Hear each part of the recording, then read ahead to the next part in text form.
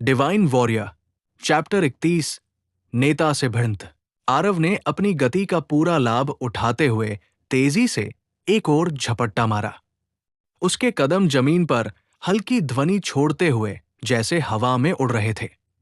सामने खड़ा चेहरे पर निशान वाला आदमी अपने तलवार के हमलों से आरव को दबाने की कोशिश कर रहा था, लेकिन आरव ने मुश्किल से उस हमले को चकमा दिया। बूम! आरव के अचानक साइड कदम से जमीन पर जबरदस्त झटका आया और प्रभाव के स्थान पर छोटी सी गड्ढा बन गई। मिट्टी और पत्थर चारों ओर उछल गए।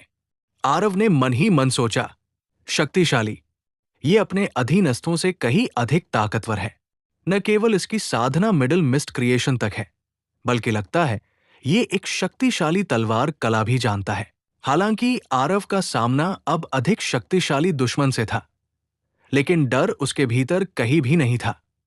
इसके बजाय उसके शरीर में एक तरह की गर्मी फैल रही थी, जैसे कि आने वाले मुकाबले के लिए उसका उत्साह और जोश अंदर से भड़क रहा हो। मुझे अब भी नहीं समझ में आता कि ये लड़ाइयां मुझे इतनी उत्तेजित क्यों कर रही है, लेकिन फिलहाल ये कोई मायने नहीं रखता। आरव ने अपनी तलवार से तेज वार किया। उसकी तलवार उसके विरोधी की तलवार से टकराई और हर तरफ चिंगारियां उछलने लगी। दोनों योद्धा पीछे धकेल दिए गए। जमीन पर हल्की धूल उठी। तुम सच में कुछ कौशल रखते हो, चेहरे पर निशान वाला आदमी चिल्लाया। लेकिन अगर तुम्हारी ये गति तकनीक ही तुम्हारी पूरी शक्ति है, तो डर है कि यही तुम्हारा सफर खत्म होगा। आरव को चुनौती देने वाला ये आदमी तेजी से उसकी ओर दौड़ा। तलवार हल्की चमकती हुई नीचे की ओर झुकी हुई थी। 5 चरण गति तकनीक। पहला चरण। आरव ने तुरंत दुश्मन की तरफ से साइड में झपट्टा मारा। उसकी तलवार उसके पीछे उसके दुश्मन को काटने के लिए तेजी से चली। बूम! आरव और उसका विरोधी फिर से पीछे धकेल दिए गए। मिट्टी, पत्थर और धूल चारों ओर उड़ गए। आरव ने अपनी आंखों में निश्चय और उत्साह की चमक के साथ अपनी तलवार कसकर पकड़ी। अब यह मुकाबला केवल शक्ति का नहीं, बल्कि गति, रणनीति और युद्ध कौशल का भी था। चेहरे पर निशान वाला आदमी अपने अधीनस्थों की तुलना में कहीं अधिक ताकतवर, गहरी सांस लेते हुए आरव की ओर झपट पड़ा। उसकी आंखों में आत्मविश्वास के साथ साथ घृणा और घातक लालच की चमक थी।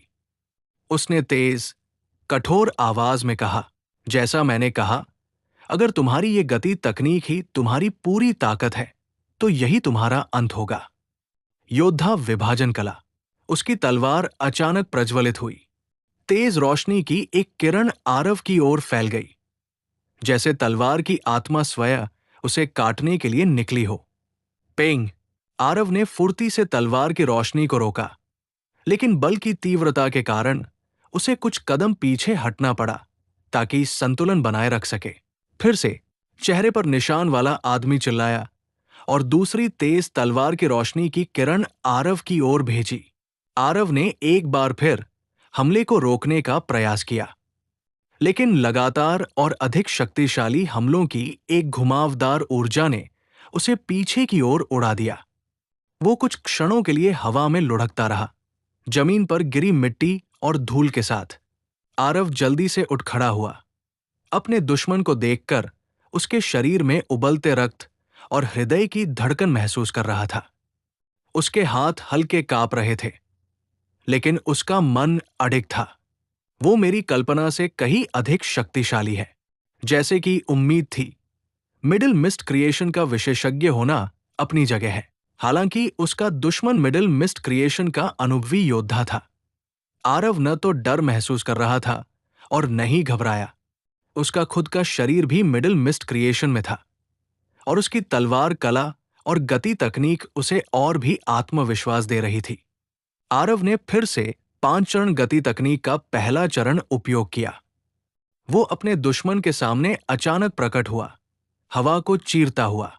मैंने कहा था, मैंने इस चाल को पहले ही देख लिया है, चेहरे पर निशान वाला आदमी चिल्लाया। उसकी आंखें चौड़ी हो गई।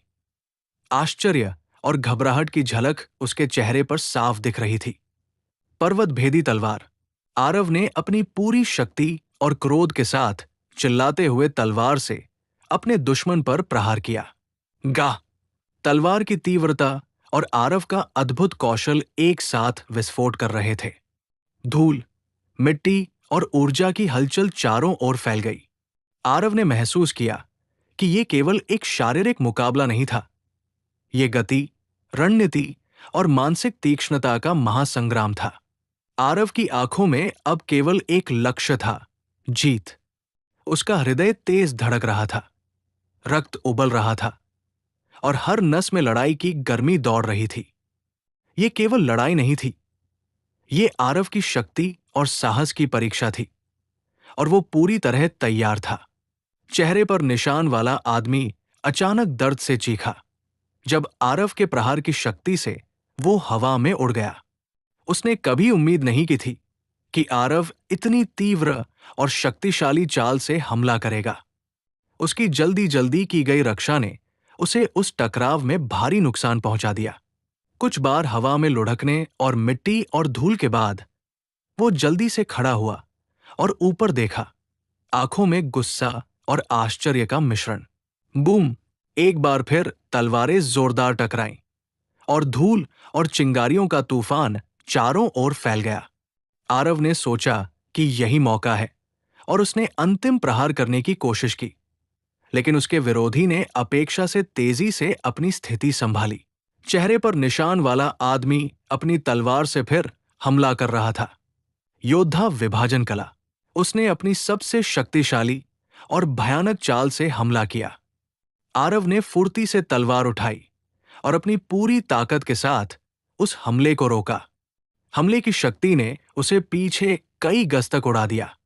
वो हवा में लुढ़कते हुए धीरे धीरे रुक सका। आरव और उसका विरोधी एक दूसरे की आंखों में ताकत और आत्मविश्वास को पढ़ रहे थे। तुम दिखने में जितने सामान्य लगते हो, उससे कहीं अधिक ताकतवर हो। एक अर्ली मिस्ट क्रिएशन साधक के लिए ये शक्ति असाधारण है। चेहरे पर निशान वाला आदमी ने अविश्वास और हैरानी से कहा। आरव ने सवाल को अनदेखा करते हुए शांत आवाज में उत्तर दिया, तुम भी कम नहीं हो, लेकिन अब इस लड़ाई को खत्म करने का समय है, तुम्हें नहीं लगता? आरव के उत्तर ने विरोधी को चौंका दिया। उसकी आंखें चौड़ी हो गई और फिर वो जोरदार हंस पड़ा।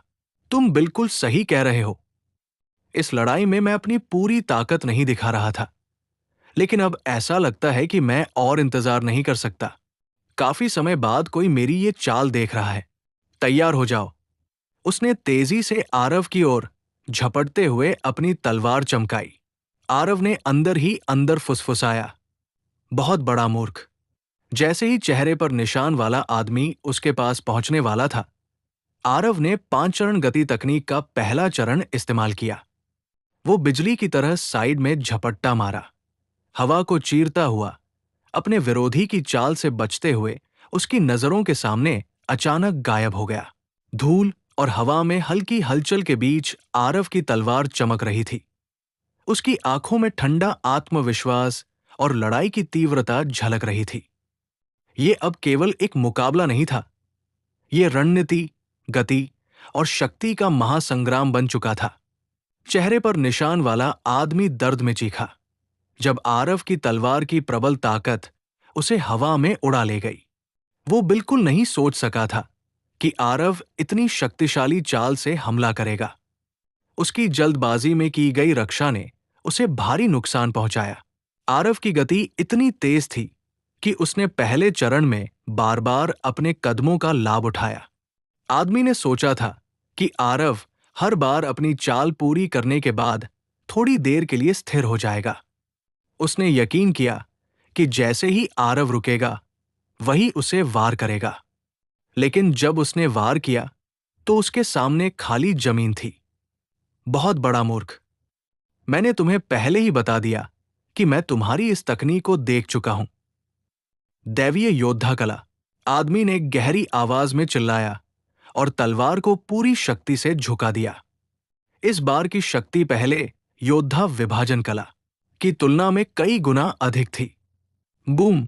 जैसे ही तलवार ने वार किया, जमीन जोरदार झटके से हिली। मिट्टी, धूल और छोटे पत्थर चारों ओर उछल गए। आदमी की उम्मीद थी कि वार सटीक लगेगा, लेकिन आरव की फुर्ती और रणनीति ने उसकी योजना को चकनाचूर कर दिया।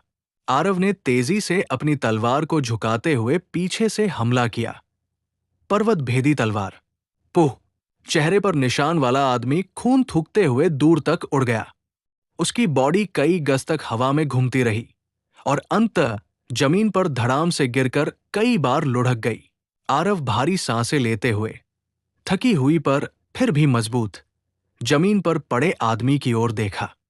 5 चरण गति तकनीक का दूसरा चरण और कई पर्वत भेदी तलवार उसकी आधी से अधिक की क्यूआई खत्म कर चुके थे।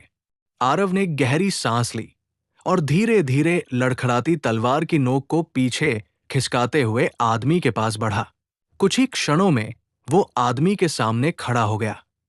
उसने उसका ध्यान अपने तलवार की नोक पर रखते हुए कहा, जैसा मैंने कहा, तुम सच में मूर्ख हो। कौन अपने विरोधी को पहले ही बता देता है कि उसके पास और भी शक्तिशाली हमला आने वाला है? आदमी के मुंह से खून झाग की तरफ बाहर आया। वो बोलने की कोशिश कर रहा था, लेकिन शब्द उसके होठों तक नहीं पहुंच पाए। उसकी आंखों में अब केवल डर और असहायता की झलक थी। आरव ने कुछ पल तक उसे घूरा, अपने अंदर की शक्ति को महसूस किया और ये जान लिया कि ये लड़ाई अब उसके नियंत्रण में है। हर प्रहार, हर चाल और हर कदम उसे एक कदम और विजेता की ओर ले जा रहा था। आरव ने कुछ गहरी सांस ली और अपनी आंखें बंद करके शांत हो गया। फिर धीरे धीरे उसने अपनी आंखें खोली और देखा कि उसकी विशाल तलवार सीधे उस आदमी के हृदय में घुसी हुई थी। आदमी के चेहरे पर शौक और अचंभा साफ झलक रहा था। उसकी जीवन शक्ति धीरे धीरे कम होने लगी और वो अंतिम सांस लेने से पहले अपने अपराधों और निर्दयता पर पछतावा महसूस कर रहा था। आरव ने अपनी तलवार को बाहर निकाला और ब्लेड से धीरे धीरे खून पोंछा। उसके होठों पर हल्की मुस्कान आई। धन्यवाद कि तुमने मुझे बता दिया कि तुम्हारा अंतिम आक्रमण आने वाला था। इससे मुझे अपनी गति तकनीक का दूसरा चरण सही समय पर इस्तेमाल करना आसान हो गया। उसने शांत स्वर में कहा। उसका विरोधी केवल शक्तिशाली दिखने के लिए दूसरों को डराता था और कमजोरों को धमकाने का आनंद लेता था।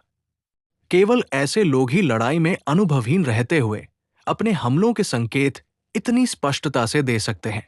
आखिरकार आदमी ने अपनी गलती समझ ली, लेकिन अब बहुत देर हो चुकी थी। पछतावा ही उसकी अंतिम अनुभूति थी। उसकी आंखें धीरे धीरे बंद हुई और वो इस दुनिया से हमेशा के लिए विलुप्त हो गया।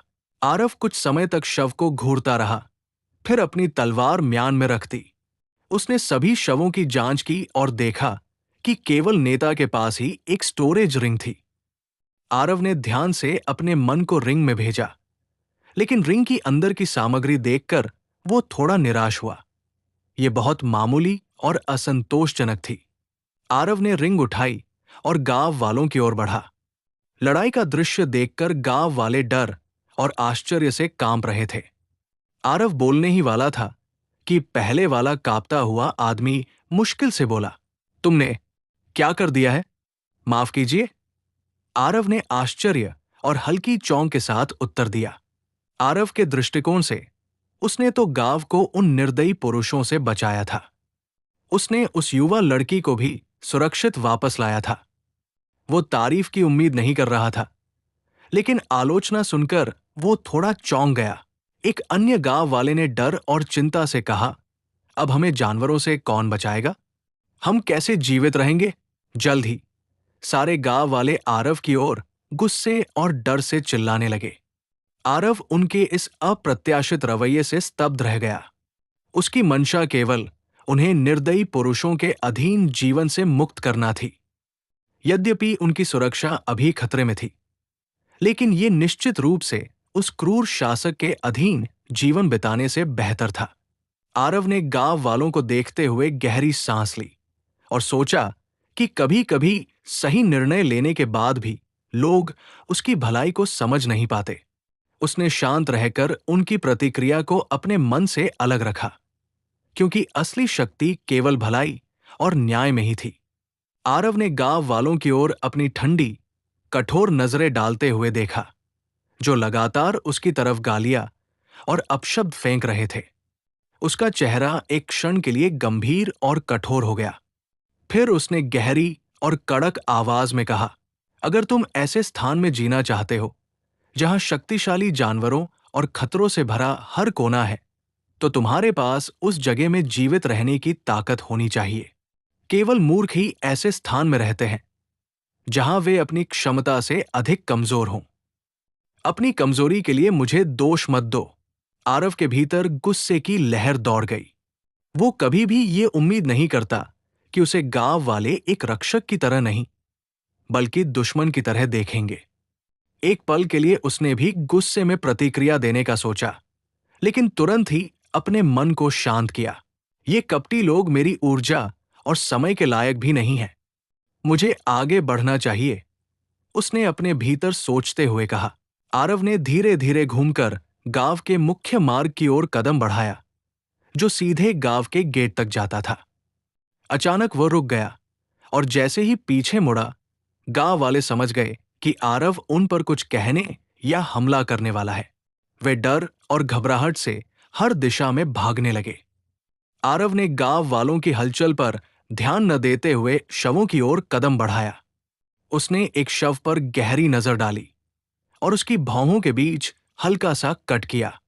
अमर शरीर कला के सिद्धांतों के अनुसार आरव ने धीरे धीरे ब्लड एसेंस को अपने शक्तिपुंज गोला की ओर प्रवाहित करना शुरू किया। जैसे ही रक्त की ऊर्जा उसके शरीर में प्रवाहित हुई, आरव के चेहरे पर अचानक हैरानी और झटका स्पष्ट रूप से दिखाई दिया।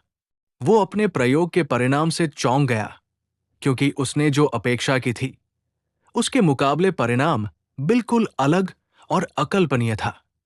उसके अंदर एक अजीब और अद्वितीय शक्ति की अनुभूति हुई, जिसने उसकी आंखों में चमक ला दी। आरव ने खामोशी के साथ कुछ क्षणों तक शव और रक्त के प्रभाव को महसूस किया, ये जानते हुए कि ये अनुभव उसे अब तक की किसी भी लड़ाई या अभ्यास से कहीं अधिक शक्तिशाली बना सकता है। वो अपने भीतर उठ रही नई शक्ति को महसूस कर रहा था, और ये एहसास उसे भविष्य की हर चुनौती के लिए तैयार करने वाला था। ये चैप्टर यही समाप्त होती है। यदि आपको कहानी अच्छी लग रही हो तो लाइक, शेयर, कमेंट और सब्सक्राइब जरूर करें। आगे के चैप्टर के सारे अपडेट पाने के लिए बेल आइकन को जरूर दबाएं। धन्यवाद। डिवाइन वॉरियर, अध्याय 32। जैसे ही आरव ने अपने सामने बिछी ठंडी, निर्जीव देह पर ध्यान केंद्रित किया, एक अदृश्य लहर उसके मन में उतरी। फुसफुसाहटें, भयावह, घिनौनी और ऐसी कि आत्मा तक को सिहरन दे दे। मर जाओ, निगलो और शक्ति प्राप्त करो। ये आवाजें सीधे उसके विचारों में घुस रही थी, जैसे किसी ने काले जहर को उसकी चेतना में टपका दिया हो। आह! आरव ने दहाड़ते हुए अपना सिर पकड़ लिया। उसका चेहरा दर्द से विकृत हो गया और आंखों में रक्तिम नसें उभर आई। वो जानता था, अगर उसने तुरंत अपने मन को नियंत्रित नहीं किया, तो ये फुसफुसाहटें उसकी सोच को चीरकर उसे पागल बना देंगी। उसकी आत्मा शक्ति भड़क उठी, मानो भीतर एक अदृश्य ज्वाला जल गई हो, जिसने उन काले, रेंगते विचारों को जलाकर राख करने का संकल्प लिया हो। सांसें तेज, माथे पर पसीने की बूंदें, और भीतर एक भयंकर संघर्ष। कई लंबे मिनटों की लड़ाई के बाद अंततः उसके भीतर का तूफान थमने लगा। आवाजें फीकी पड़ी और फिर पूरी तरह मौन में बदल गई। आरव ने गहरी सांस ली, मानो अभी अभी मौत के दरवाजे से लौट कर आया हो। उसकी नजर सामने पड़ी लाश पर पड़ी और उसका चेहरा आश्चर्य से भर गया। ये तो कम से कम 10 गुना अधिक प्रभावी है, जितना कि किसी जानवर के रक्तसार से साधना करते समय होता है। उसने तो बस प्रयोग के तौर पर मानव रक्तसार की एक छोटी सी धारा अपने गोलाकार शक्तिपुंज में प्रवाहित की थी, ये देखने के लिए कि अमर शरीर कला पर इसका कोई असर होता है या नहीं। लेकिन नतीजा उसकी कल्पना से भी परे था। ये शक्ति तुरंत ही उसकी नसों में फैल गई, गाढ़ी, भारी और हिंसक। उसके भीतर की हर तंत्रिका जैसे नई ताकत से भर उठा था। मानव रक्तसार न केवल अधिक प्रभावशाली है, बल्कि ये तो इस कला के साथ अजीब तरह से तालमेल बैठा रहा है। जानवरों के रक्तसार में मैंने ऐसा कभी महसूस नहीं किया। आखिर ये रहस्य क्या है? उसने माथे पर हाथ फेरते हुए कुछ देर विचार किया, लेकिन कोई पक्का उत्तर नहीं मिला। शायद वजह जानना उतना जरूरी नहीं जितना कि इसका उपयोग करना है। आरव की आंखों में एक ठंडी चमक आई। वो झुककर एक एक करके सभी लाशों के पास गया और उन्हें अपने महलनुमा स्थानिक अंतरिक्ष आयाम में संग्रहित करने लगा। अच्छी बात है कि चाहे सदियां भी बीत जाए, स्थानिक आयामों में जानवरों के शव सड़ते नहीं, और मुझे पूरा यकीन है कि इंसानों के साथ भी यही होगा। उसके होठों पर एक हल्की लेकिन डरावनी मुस्कान उभरी। अब उसके पास केवल शक्ति नहीं, बल्कि एक ऐसा रहस्य भी था जो उसे पहले से कहीं अधिक खतरनाक बना सकता था। शवों को अपने स्थानिक महल आयाम में सुरक्षित करने के बाद आरव ने एक बार भी पीछे मुड़कर नहीं देखा। उसके कदम स्थिर थे, निगाहें सीधे नगर द्वार पर टिकी थी। गांव के लोग, जो कुछ ही देर पहले भय और संदेह में कांपते हुए इधर उधर भाग रहे थे, उसके लिए मानो अस्तित्वहीन हो चुके थे। कुछ लोग अपने घरों के अंधेरे कोनों से उसे देख रहे थे, कुछ दरवाजों के पीछे से फुसफुसा रहे थे। लेकिन आरव वो सब अनसुना कर आगे बढ़ गया। नगर द्वार पार करते ही उसने अपनी कमर से बंधा नक्शा निकाला। चांदनी की हल्की रोशनी में उसने उसे फैलाया, उंगली से एक रेखा खींची और दिशा तय कर दी। यदि मैंने गति बनाए रखी तो कुछ ही दिनों में बाली साम्राज्य पहुंच जाऊंगा। रात गहराने लगी, हवा में ठंडक थी और दूर जंगल से जानवरों की आवाजें सुनाई दे रही थी। आरव ने एक सुनसान टीले पर अपना शिविर लगाया। न पास में कोई गांव, न रास्ता। जमीन पर चटाई बिछाई, आग जलाई और बिना समय गवाए साधना में बैठ गया। कई घंटे बाद उसकी आंखें खुली, लेकिन उनके भीतर हल्की सी असहजता झलक रही थी। लगता है मैं उसी अवरोध पर पहुंच गया हूं जिसके बारे में पिता ने चेताया था। चाहे जितनी भी क्यूआई अपने शक्तिपुंज में प्रवाहित करूं, कोई बदलाव नहीं हो रहा। अब तक हर साधना सत्र में वह क्यूआई की सार्थकता और उसकी शुद्धता में हल्का सा परिवर्तन महसूस करता था। वो जानता था कि यह संकेत है, उसका रियल्म स्तर बढ़ रहा है।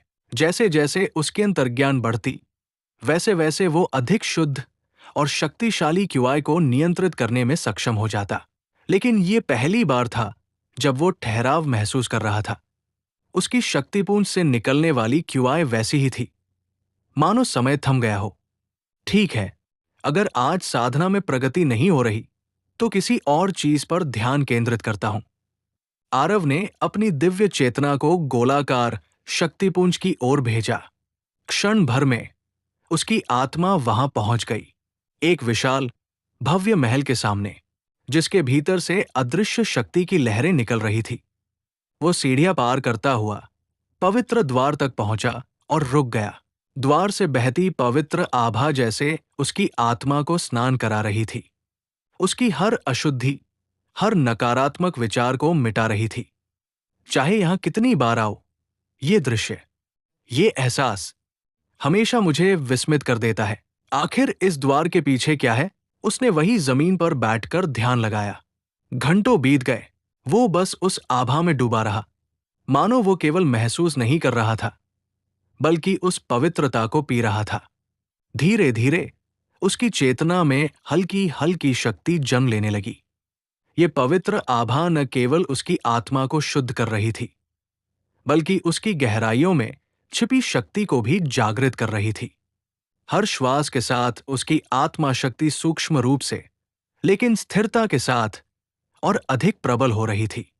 वो जानता था, जब उसका साधना अवरोध टूटेगा, तब ये शक्ति उसे पहले से कहीं अधिक खतरनाक बना देगी। और वो दिन बहुत दूर नहीं था। पवित्र द्वार के सामने आरव कई घंटों तक पद्मासन में बैठा रहा। समय मानो थम गया था।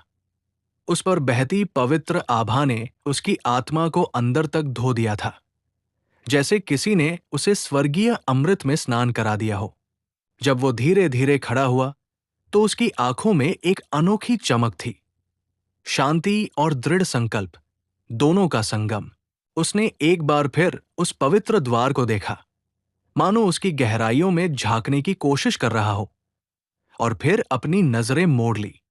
कुछ कदम चलते ही वो एक दूसरे विशाल दरवाजे के सामने पहुंचा। ये दरवाजा बिल्कुल अलग था, गाढ़े काले रंग का, किनारों पर अजीब सी नक्काशी जो जैसे जीवित हो और हिल रही हो।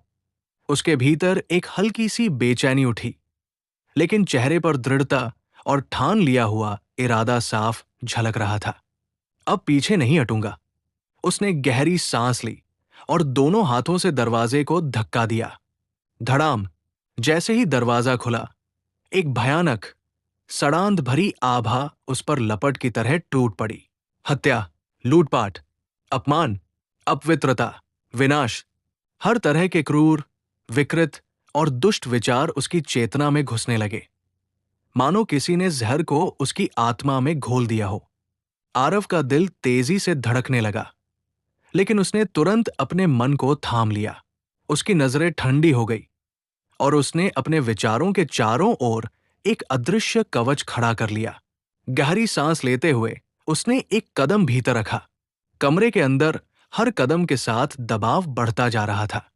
वो महसूस कर सकता था, ये दबाव केवल उसके शरीर पर नहीं, बल्कि सीधे उसकी आत्मा पर है, मानो कोई अदृश्य पंजा उसकी चेतना को पकड़कर उसे फाड़ना चाहता हो। कुछ मिनट बाद वो एक और द्वार के सामने पहुंच गया। ये पहले वाले से भी अधिक भयावह था। इसके भीतर से निकलती दुष्ट आभा घनी, भारी और इतनी घिनौनी थी कि वो उसके होश पर काबू पाने लगी। उसके कानों में फिर फुसफुसाहट गूंजी, मान लो, समर्पण करो, शक्ति लो। आरव ने दांत भींच लिए और जमीन पर पद्मासन में बैठ गया। उसने इस आभा को अपने ऊपर बहने दिया। ये एहसास लगभग असहनीय था, मानो उसकी आत्मा को जलते लोहे में डुबोकर तोड़ा मरोड़ा जा रहा हो। लेकिन वो जानता था, हर बार जब वो यहां आता, उसकी इच्छा शक्ति लोहे से भी अधिक मजबूत होती थी। शुरुआत में वो यहां केवल कुछ मिनट टिक पाता था। अगर जरा भी ज्यादा रुकता तो ये आभा उसे पूरी तरह अपने कब्जे में ले लेती, उसकी सोच और आत्मा को नष्ट कर देती। लेकिन अब रात दर रात इस यातना का सामना करने के बाद वो पूरे 10 मिनट तक टिक सकता था। मजबूत बनने के लिए कुछ भी सहूंगा, उसने मन ही मन गर्जना की और अपने पूरे अस्तित्व को इस आभा के खिलाफ खड़ा कर दिया। 10 मिनट बाद उसका सिर भारी हो गया, सोच बिखरने लगी और होश मानो टूटने की कगार पर था। उसने तुरंत अपनी दिव्य चेतना को बाहर धकेला और मालनुमा स्थानिक क्षेत्र से बाहर निकल गया। अगले ही पल उसका शिविर फिर से उसके सामने था। वो घुटनों के बल बैठ गया, हाफता हुआ, सिर को दोनों हाथों से पकड़कर। ये आभा केवल कमरे में रहते समय ही नहीं, बल्कि बाहर आने के बाद भी उस पर चिपकी रहती थी, जैसे अदृश्य जीरे जो उसकी आत्मा को खींच रही हों। 15 लंबे मिनट तक उसने भीतर से उन घिनौनी फुसफुसाहटों को बाहर धकेला। पसीना उसके चेहरे से टपक रहा था, सांसें भारी थी। और फिर आखिरकार सन्नाटा। वे दुष्ट आवाजें मिट चुकी थी। उसने आंखें खोली और उनमें पहले से कहीं ज्यादा ठंडा, अडिग संकल्प चमक रहा था। आखिर उस द्वार के पीछे है क्या? कौन सी वस्तु इतनी भयानक आभा फैला सकती है? आरव की आंखें अब भी उस काले रहस्यमयी द्वार की याद में डूबी हुई थी। वो अब तक बहुत कुछ देख चुका था, क्रूर युद्ध, खून की प्यास और अंधेरे की गहराइयां।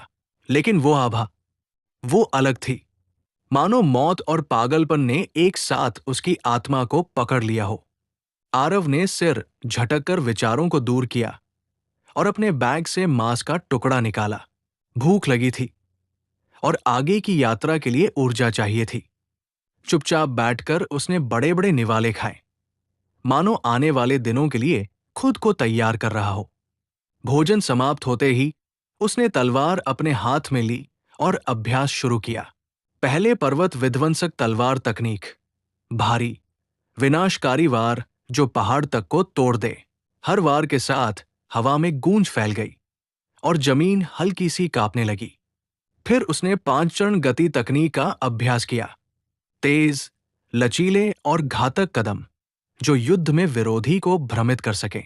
उसके शरीर की गति इतनी तेज थी कि वो मानो 5 अलग अलग दिशाओं में एक साथ मौजूद हो। घंटों तक पसीना बहाने के बाद उसकी क्यूआई भंडार का आधा से अधिक हिस्सा खत्म हो चुका था। थकान से उसका सीना जोरों से ढक ढक कर रहा था। बस, आज इतना ही काफी है, उसने सोचा और रात के अंधेरे में सो गया। कुछ दिन बाद सुबह का सूरज आकाश में सुनहरा रंग भर रहा था। आरव मुख्य सड़क पर चल रहा था, वो सड़क जो सीधे बली साम्राज्य किंगडम की ओर जाती थी। पिछले दिन वो हिमालय जंगल से बाहर निकला था। जंगल की नमी और खामोशी के बाद ये सड़क चहल पहल से भरी हुई थी। घोड़ा गाड़ियों की खड़खड़ाहट, व्यापारियों की आवाजें और राहगीरों की बातें। जीवन का शोर चारों तरफ गूंज रहा था। कोई अकेला चल रहा था, कोई परिवार के साथ, और कुछ बड़े बड़े कारवां भी जा रहे थे जिनके चारों ओर सशस्त्र गार्ड चल रहे थे। कुछ मील आगे बढ़ने के बाद आरव की नजर क्षितिज पर पड़ी। वो दृश्य जिसने उसके कदमों को थोड़ी देर के लिए रोक दिया। दूर बादलों को छूती पत्थर की दीवारें, कम से कम 30 गज ऊंची, मानो किसी दैत्य ने उन्हें धरती में गाड़ दिया हो। दीवारों के पीछे सड़कों पर सजे भव्य भवन दिखाई दे रहे थे, मजबूत, कलात्मक और शानदार। सबसे ऊंचे बिंदु पर एक राजसी महल खड़ा था। उसकी मीनारें सूरज की रोशनी में चमक रही थी और उसकी भव्यता पूरे राज्य का गौरव बयां कर रही थी। ये हमारे कबीले की जमीन से भी कहीं बड़ा है। यहां तो कम से कम 1 लाख लोग तो होंगे ही, आरव ने मन ही मन अंदाजा लगाया। बाली साम्राज्य हजारों मील के क्षेत्र में एक प्रमुख शक्ति, ताकत के मामले में लगभग गुप्ता कबीले के बराबर। सदियों से इस राज्य पर चोला परिवार का शासन था। वर्तमान राजा हरिहर चोला, लेटकोर फॉर्मेशन क्षेत्र का एक भयावह शक्तिशाली योद्धा।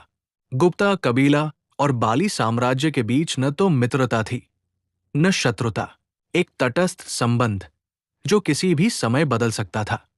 कई घंटों की पैदल यात्रा के बाद आरव अंततः राज्य के मुख्य द्वार के पास पहुंचा। द्वार 12 गज ऊंचा था, भारी लकड़ी और लोहे से बना, जिस पर समय की गहरी लकीरें खुदी थी। उसके दोनों ओर भारी भरकम कवच पहने गार्ड खड़े थे, हाथों में लंबी भालाएं लिए, निगाहें हर आने जाने वाले पर टिकी हुई। द्वार से पहले एक लंबी कतार लगी थी।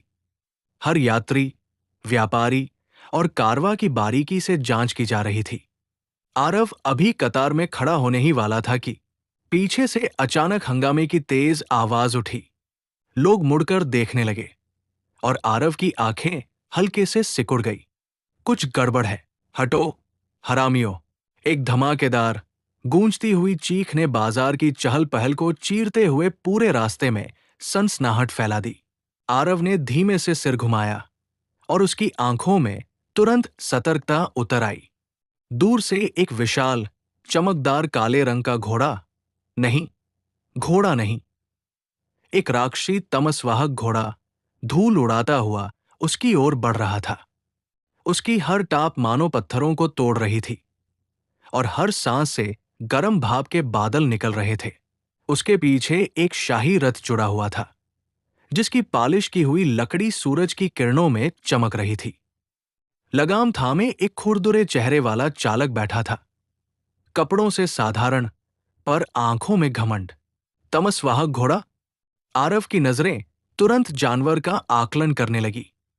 मिस्ट क्रिएशन स्तर की शुरुआती ऊर्जा, और ये चालक तो बस बॉडी रिफाइनमेंट का मामूली साधक है। तमसवाहक घोड़ा अक्सर राजघरानों और अमीर व्यापारियों की यात्रा में इस्तेमाल होते थे। वे इतने शक्तिशाली होते कि भारी रथ को लंबी दूरी तक खींच सकें, और इतने खूबसूरत कि रास्ते में हर किसी की नजरें थम जाएं। आरव वही खड़ा रहा, बस हल्का सा कदम साइड में करने के लिए तैयार। क्योंकि ये घोड़ा उसके लिए कोई खतरा नहीं था। लेकिन जिस पल वो हटने ही वाला था, चालक की भौहें सिकुड़ गई। तू पहले क्यों नहीं हटा? वो गरजा और गुस्से में अपनी लंबी चमड़े की चाबुक को हवा में घुमाकर पूरी ताकत से आरव की ओर दे मारा। चाबुक की फटाक आवाज इतनी तीखी थी कि आसपास खड़े लोग सिहर उठे। लेकिन अगले ही क्षण जो हुआ, उसने सबको स्तब्ध कर दिया। आरव का हाथ बिजली सी तेजी से उठा और चाबुक की धारदार मार हवा में रुक गई, उसकी मुट्ठी में जकड़ी हुई। चालक की आंखें फैल गई। ये कैसे? उसने सोचा। वो पहले से ही अपने मालिक के समारोह के लिए देर कर चुका था और अब ये लड़का उसकी राह में आकर हिम्मत दिखा रहा था। उसने तो बस सबक सिखाने के लिए वार किया था। लेकिन गाह! एक झटके में आरव ने चाबुक इतनी जोर से खींचा कि चालक अपनी सीट से उखड़कर हवा में लुढ़कता हुआ नीचे आ गिरा। उसका शरीर धूल में घिसटता हुआ कई बार पलटा खा गया और अंत में आरव के पैरों के पास आकर रुक गया। तमस्वाहक घोड़ा जोर से हिनहिनाया। उसके लोहे जैसे खुर जमीन पर घिसटते हुए रुक गए। ये शोरशराबा क्या है? रथ के अंदर से एक ठंडी, चुभती हुई आवाज गूंजी और अगले ही पल पर्दा हटाते हुए एक युवक बाहर निकला। वो 15-16 साल का होगा। सुनहरी चमक लिए छोटे बाल, गोरा चेहरा और आंखों में बचपना छुपा हुआ अहंकार। उसने गहरे नीले रेशम के वस्त्र पहने थे, जिनके किनारों पर सुनहरी कढ़ाई चमक रही थी। स्पष्ट था कि ये कोई आम इंसान नहीं। वो अपने चालक से सवाल करने ही वाला था कि नजर जमीन पर पड़े उसके घायल सेवक पर पड़ी और फिर सीधी आरव से टकराई। युवक की आंखें ठंडी और सिकुड़ी हुई, होठों पर तिरस्कार भरी मुस्कान फैल गई। धीमे पर जहर टपकाते लहजे में उसने कहा, तू मरना कैसे चाहता है? ये चैप्टर यही समाप्त होती है। यदि आपको कहानी अच्छी लग रही हो तो लाइक, शेयर, कमेंट और सब्सक्राइब जरूर करें। आगे के चैप्टर के सारे अपडेट पाने के लिए बेल आइकन को जरूर दबाएं। धन्यवाद। डिवाइन वॉरियर, चैप्टर 10, नवाब का बेटा। आरव ने भौहें सिकोड़ते हुए हल्के से सिर तिरछा किया। माफ कीजिए। उसकी आवाज में हैरानी और हल्की सी नाराजगी मिली हुई थी। ये सवाल तो उसने सोचा भी नहीं था कि सामने से आएगा। आखिर गलती तो उस चालक की थी जो पहले उस पर भड़क उठा था। आरव ने तो बस चाबुक को अपनी ओर खींचकर उसे सबक सिखाना चाहा था, बस। लेकिन मैंने पूछा, तुम मरना कैसे पसंद करोगे? लड़के ने एक एक शब्द को जहर की तरह उगलते हुए फिर कहा। इतना सुनते ही गाड़ी से दो साए जैसे फुर्ती से कूद पड़े। दोनों सजेधजे गार्ड तलवारों के दस्ते पर हाथ रखे, एक बाई ओर और एक दाई ओर आकर आरव को घेर लिया। आरव ने हल्के से उन्हें ऊपर से नीचे तक देखा और भीतर ही भीतर मुस्कराया। Late mist creation realm. दोनों के दोनों कोई मामूली खानदान का नहीं है ये नालायक लड़का। उनकी ताकत भले ही साधारण से बहुत ऊपर थी, लेकिन आरव की निगाहों में डर का नामो निशान नहीं था।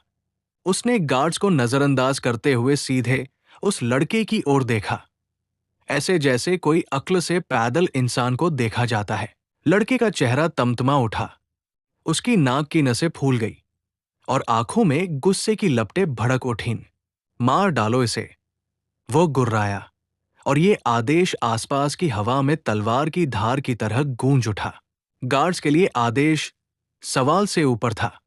उन्होंने झट से अपने हथियार निकाले और आरव पर टूट पड़ने के लिए कदम आगे बढ़ाया।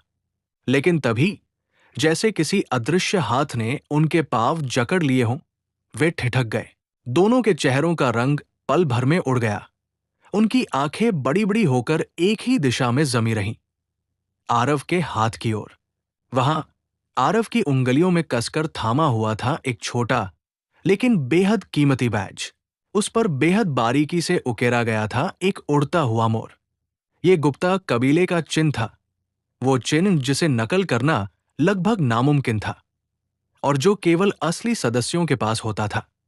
इस बैज का मतलब सिर्फ एक था, इसके मालिक से उलझना, मौत को न्योता देना। आरव के पास ये बैज तब भी था जब डाकुओं ने उस पर हमला किया था, लेकिन उस वक्त उसने अपनी पहचान छुपाने के लिए इसे कभी नहीं दिखाया। आरव ने गार्ड्स के चेहरों पर पसीने की चमक देखते हुए मन ही मन हंसी दबाई। ये लोग तो सच में अंधे हैं। मेरी चोगे के कंधों और पीठ पर भी तो साफ साफ मोर का निशान कढ़ा है। वातावरण में तनाव अब अलग ही रंग लेने लगा था, जैसे तूफान से पहले की भारी दम घुंटू खामोशी। लड़के के चेहरे पर घमंड और हैरत का अजीब सा मेल था, और गार्ड्स के लिए अब आगे बढ़ना उतना ही असंभव था जितना अपनी गर्दन पर तलवार रखकर खुद को मारना। रुको क्यों? इसे मारो! नन्हा सुनहरे बालों वाला लड़का फिर से गूंजते स्वर में चिल्लाया। उसके शब्द हवा में तलवार की धार की तरह चीरते चले गए। उसके चेहरे पर न तो डर था, न पछतावा, सिर्फ अहंकार, जैसे दुनिया की हर सड़क उसकी जागीर हो। आरव की नजर उस लड़के से टकराई। गुप्ता कबीले का प्रतीक उसके वस्त्रों पर साफ चमक रहा था, लेकिन उस लड़के की आंखों में कोई पहचान नहीं थी।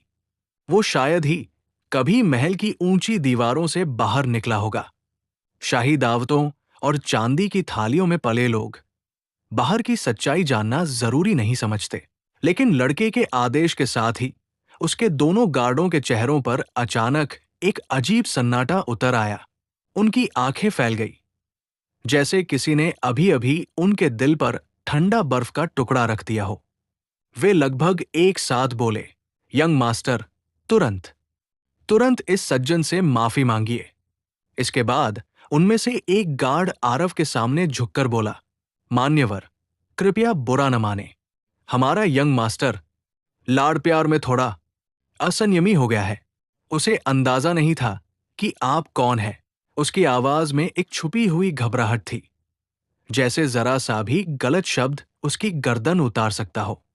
लड़के के माथे पर हल्की बल पड़ गए। ये मेरे ही गार्ड मुझसे ऐसे क्यों बात कर रहे हैं? वो दोबारा बोलने ही वाला था कि एक गार्ड झटके से उसके सामने आया, झुककर उसके कान में कुछ फुसफुसाया। वो पल मानो समय को रोक गया। लड़के की आंखें फैल गई, चेहरा पीला पड़ गया, होंठ कांपने लगे।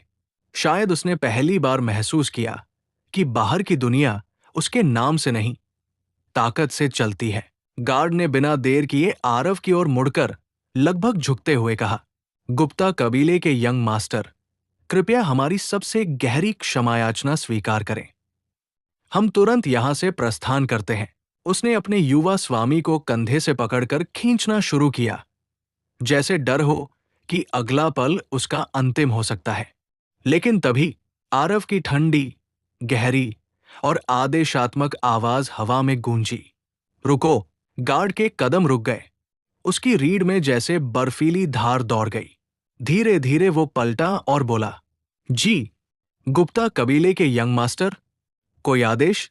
आरव की आंखों में अब गहरा क्रोध चमक रहा था। उसने मेरी मौत मांगी थी। अगर मैं वो न होता जो हूं, तो शायद इस समय तुम्हारी तलवारें मेरे लहू से लाल होती। और अब तुम सोचते हो ऐसे ही चले जाओगे? गार्ड के माथे पर पसीना चमकने लगा। उसने धीरे से कहा, दया कीजिए गुप्ता कबीले के यंग मास्टर। हमारे यंग मास्टर नवाब हाजी के सबसे छोटे पुत्र हैं। आरव के होठों पर एक ठंडी हंसी आई। नवाब का बेटा? उसकी नजरें सीधी लड़के पर टिक गई, जैसे उसके आर पार देख लेना चाहती हों। तो क्या नवाब का बेटा होना किसी निर्दोषों को मौत देने का अधिकार दे देता है? माहौल में ऐसा तनाव था कि लगता था हवा भी सांस लेने से डर रही है। आरव, गुप्ता कबीले के उस महान वंश का सीधा उत्तराधिकारी, जिसके नाम से ही अनगिनत साम्राज्यों के राजा भी सावधान हो जाते थे। गुप्ता काबिल की ताकत ऐसी थी कि बाली साम्राज्य जैसी विशाल शक्ति भी उसके सामने एक छोटे पत्थर के समान लगती। और आरव, वो सिर्फ एक साधारण सदस्य नहीं, बल्कि उस साम्राज्य के मुखिया का अपना खून था। अगर सामने खड़ा वो लड़का सच में बाली साम्राज्य का राजकुमार भी होता, तब भी उसे आरव के सामने सिर झुकाना पड़ता। आरव को अपने कुल की शक्ति का ढिंढोरा पीटना कभी पसंद नहीं था। उसका स्वभाव सीधा सादा था, लेकिन कुछ मौके ऐसे होते हैं जब अपनी पहचान दिखाना जरूरी हो जाता है, और ये पल ठीक वैसा ही था। उसके भीतर अब भी उस बेइज्जती की चुभन थी, वो बेपरवाह अंदाज, मानो उनकी जिंदगियां कोई मायने ही न रखती हों। वो रथ चालक और वो लड़का, दोनों का अहंकार इतना ऊंचा था कि मामूली सी बात पर भी किसी की जान लेना उनके लिए एक खेल जैसा था। आरव ने धीरे से सिर उठाया, आंखों में ठंडा, चुभता हुआ भाव। नवाब हाजी, हाँ। उसने एक पल रुककर गहरी सांस ली, फिर अपनी आवाज को इतना गंभीर बना दिया कि हवा तक थम गई। मैं कुछ समय के लिए बाली साम्राज्य में रहूंगा।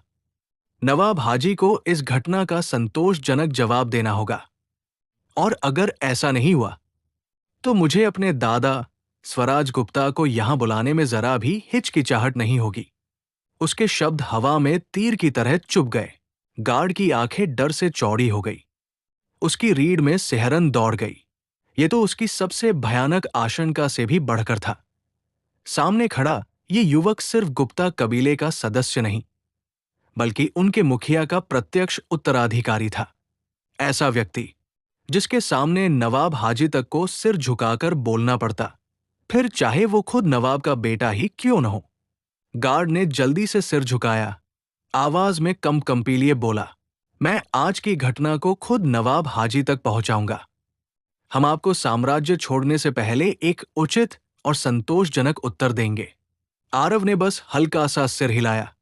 गार्ड ने राहत की लंबी सांस ली, मानो मौत का पंजा बस अभी छू कर गया हो। वो तुरंत मुड़ा और लड़के के साथ रथ में चढ़ गया।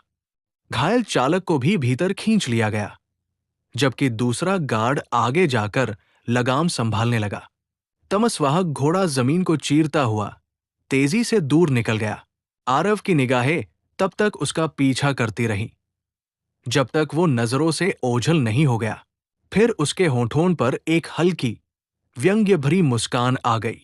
हालांकि मुझे अपनी हैसियत का दिखावा करना पसंद नहीं, लेकिन मानना पड़ेगा, कुछ मौकों पर यह बेहद काम आता है। हाँ, ये सचमुच सुकून देने वाला था। उसकी आंखों में एक पल के लिए अतीत की परछाइयां तैर गई। वो जानता था कमजोर होना कैसा लगता है, जब आप चुपचाप खड़े हों और दूसरों को आसमान में उड़ते देखें, जबकि आपके अपने पंख टूटा हुआ हो। उसने अपने जीवन का अधिकांश हिस्सा उसी बेबसी में गुजारा था। शायद इसलिए उसके दिल में कमजोरों के लिए एक खास जगह थी।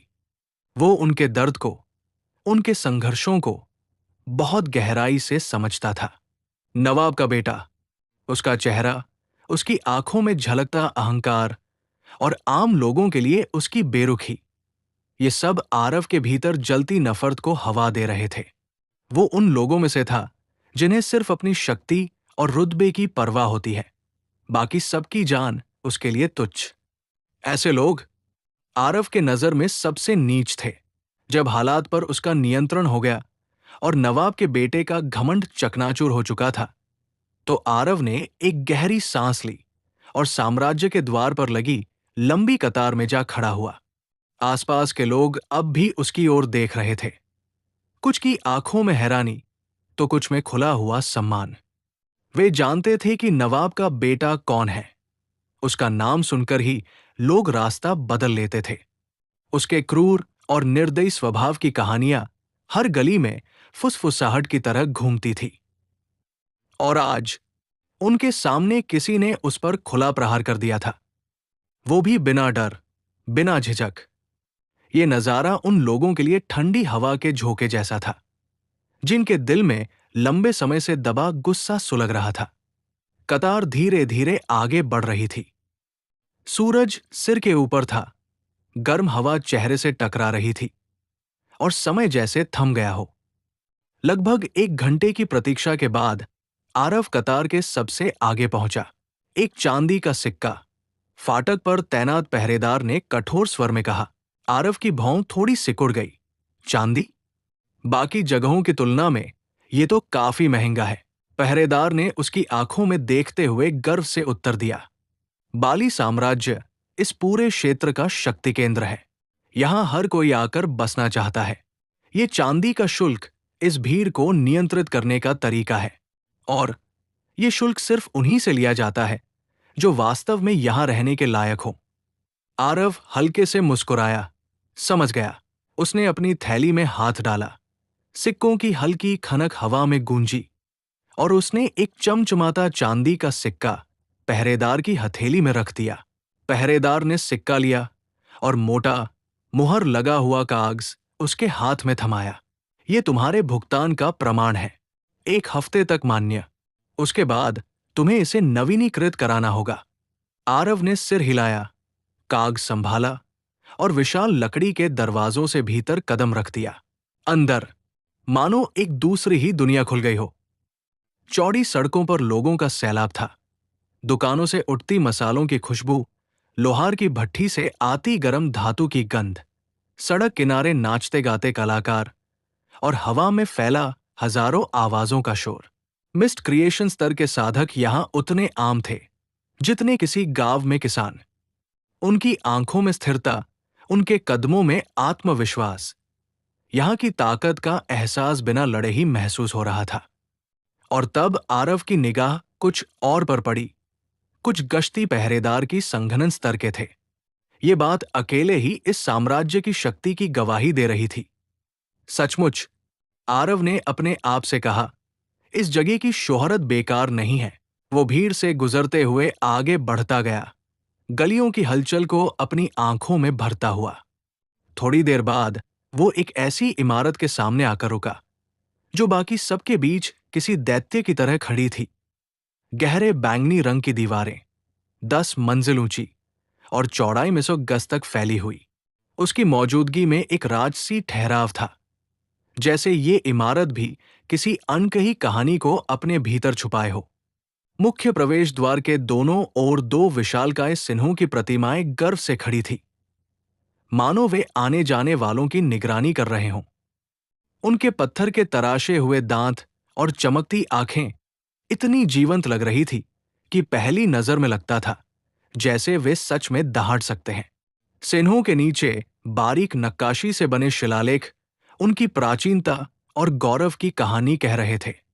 प्रवेश द्वार से लगातार लोगों का सैलाब भीतर जा रहा था और उतनी ही रफ्तार से बाहर निकल रहा था। कुछ व्यापारी भारी थैले लादे, कुछ साहसी योद्धा चमकते कवच में, और कुछ साधारण नागरिक उत्सुक निगाहों से इधर-उधर देखते हुए, मानो ये जगह अपने भीतर कोई रहस्य समेटे हो। आरव ने ऊपर नजर उठाई और सामने लगे विशाल साइन बोर्ड पर उकेरे गए सुनहरे अक्षरों को पढ़ा। धूप की किरणों में वे अक्षर ऐसे चमक रहे थे मानो किसी अदृश्य शक्ति से दमक रहे हों। रहस्यमयी व्यापार भवन। वो हल्का भौहें चढ़ाते हुए बुदबुदाया। रहस्यमयी व्यापार भवन? कभी नाम भी नहीं सुना, लेकिन नाम में ही रहस्य झलक रहा है। देखते हैं अंदर क्या छुपा है। उसकी चाल में उत्सुकता और सावधानी दोनों झलक रही थी, मानो वो किसी ऐसे संसार के द्वार पर खड़ा हो जहां एक ही कदम उसकी किस्मत बदल सकता था। ये चैप्टर यही समाप्त होती है। यदि आपको कहानी अच्छी लग रही हो तो लाइक, शेयर, कमेंट और सब्सक्राइब जरूर करें। आगे के चैप्टर के सारे अपडेट पाने के लिए बेल आइकन को जरूर दबाएं। और भी कहानी सुनने के लिए हमारे प्लेलिस्ट जरूर चेक करें। धन्यवाद। नॉवल डिवाइन वॉरियर, लेखक डॉक्टर सुधीर मल्होत्रा। चैप्टर 34, रहस्यमय व्यापार सभागार। सड़क से हटते ही आरव के सामने वो इमारत खड़ी थी, मानो समय और यथार्थ की सीमाओं को चीरकर किसी अन्य लोक से यहां उतरी हो। उसकी दीवारें काले अग्निपाषाण पत्थर की बनी थी, जिन पर हल्के हल्के नीले रून उकेरे थे, जो हवा के साथ धीमे धीमे चमकते और बुझते थे। द्वार के ऊपर सुनहरे अक्षरों में रहस्यमयी व्यापार भवन अंकित था, पर उन अक्षरों के पीछे मानो कोई अदृश्य शक्ति धड़क रही थी, जैसे वे केवल पढ़ने के लिए नहीं, बल्कि आत्मा को परखने के लिए हों। आरव जैसे ही भीतर प्रवेश किया, एक अजीब सी अनुभूति ने उसे घेर लिया। हवा में किसी प्राचीन धूप, दुर्लभ औषधियों और अनकहे रहस्यों की महक घुली थी।